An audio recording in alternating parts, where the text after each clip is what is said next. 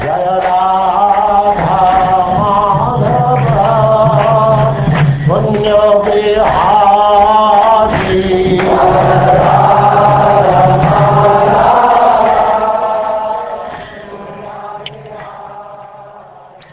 And now chapter 7. Indra offends his spiritual master, Brihaspati.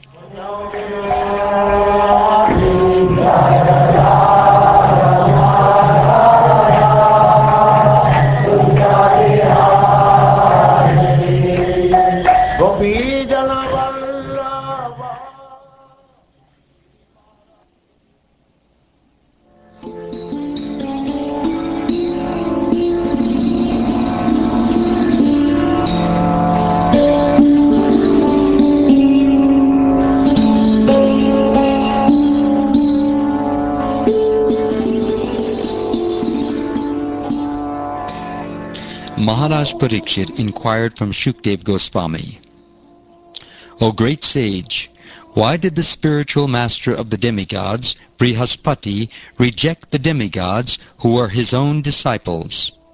What offense did the demigods commit against their spiritual master? Please describe to me this incident. Shukdev Goswami said, O king, once upon a time, the king of heaven, Indra, being extremely proud because of his great opulence of the three worlds, transgressed the law of Vedic etiquette. Seated on his throne, he was surrounded by the Maruts, Vasus, Rudras, Adityas, Ribus, Vishvadevas, Sadhyas, Ashvini Kumaras, Siddhas, Charanas, and Gandharvas, and by great saintly persons. Also surrounding him were the Vidyadharas, Apsaras, Kinnaras, Patagas or birds, and Uragas or snakes. All of them were offering Indra their respects and services, and the Apsaras and Gandharvas were dancing and singing with very sweet musical instruments. Over Indra's head was a white umbrella as effulgent as the full moon. Fanned by yak-tail whisks and served with all the paraphernalia of a great king, Indra was sitting with his wife, Shachi Devi, who occupied half the throne, when the great sage Brihaspati appeared in that assembly. Brihaspati, the best of the sages, was the spiritual master of Indra and the demigods, and was respected by the demigods and demons alike. Nevertheless, although Indra saw his spiritual master before him, he did not rise from his own seat or offer a seat to his spiritual master, nor did Indra offer him a respectful welcome. Indra did nothing to show him respect. Brihaspati knew everything that would happen in the future. Seeing Indra's transgression of etiquette, he completely understood that Indra was puffed up by his material opulence. Although able to curse Indra, he did not do so. Instead, he left the assembly and in silence returned to his home. Indra, the king of heaven, could immediately understand his mistake. Realizing he had disrespected his spiritual master, he condemned himself in the presence of all the members of the assembly. He said, Alas!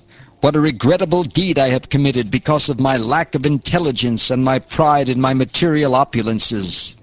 I failed to show respect to my spiritual master when he entered the assembly, and thus I have insulted him. Although I am king of the demigods, who are situated in the mode of goodness, I was proud of a little opulence and polluted by false ego. Under the circumstances, who in this world would accept such riches at the risk of falling down? Alas, I condemn my wealth and opulence. If a person says, one who is situated on the exalted throne of a king should not stand up to show respect to another king or a Brahmin, it is to be understood that he does not know the superior religious principles.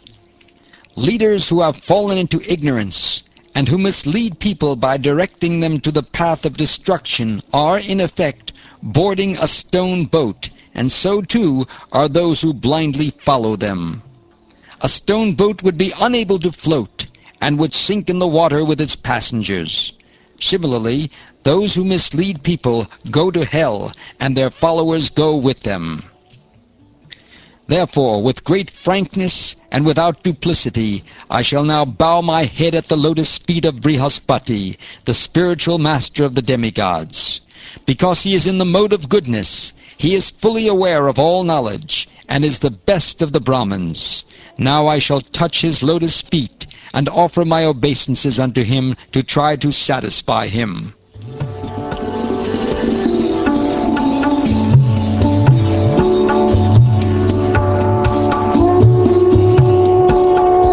While Indra, the king of the demigods, thought in this way and repented in his own assembly, Brihaspati, the most powerful spiritual master, understood his mind. Thus he became invisible to Indra and left home, for Brihaspati was spiritually more powerful than King Indra. Although Indra searched vigorously with the assistance of the other demigods, he could not find Brihaspati. Then Indra thought, "Alas, my spiritual master has become dissatisfied with me, and now I have no means of achieving good fortune." Although Indra was surrounded by demigods, he could not find peace of mind. Hearing of the pitiable condition of King Indra, the demons, following the instructions of their guru, Shukracharya, equipped themselves with weapons and declared war against the demigods. The demigods' heads, thighs, and arms, and the other parts of their bodies, were injured by the sharp arrows of the demons. The demigods, headed by Indra, saw no other course than to immediately approach Lord Brahma with bowed heads for shelter and proper instruction. When the most powerful Lord Brahma saw the demigods coming toward him, their bodies gravely injured by the arrows of the demons, he pacified them by his great causeless mercy and spoke as follows. "O best of the demigods, unfortunately, because of madness resulting from your material opulence, you failed to receive Brihaspati properly when he came to your assembly. Because he is aware of the Supreme Brahman and fully in control of his senses, he is the best of the Brahmins.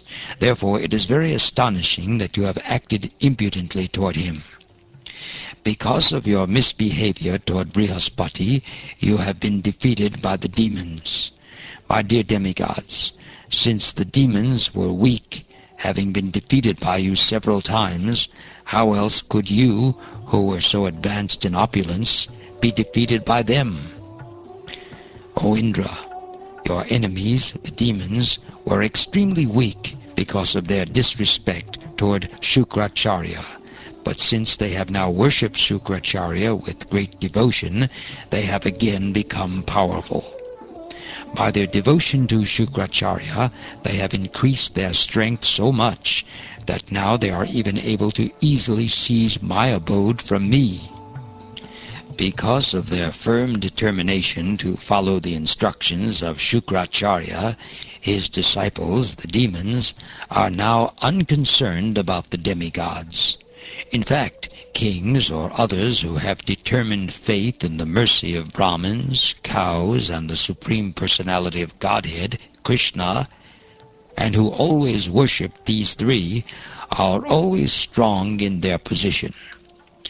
O demigods, I instruct you to approach Vishvarupa, the son of Tvashta, and accept him as your guru.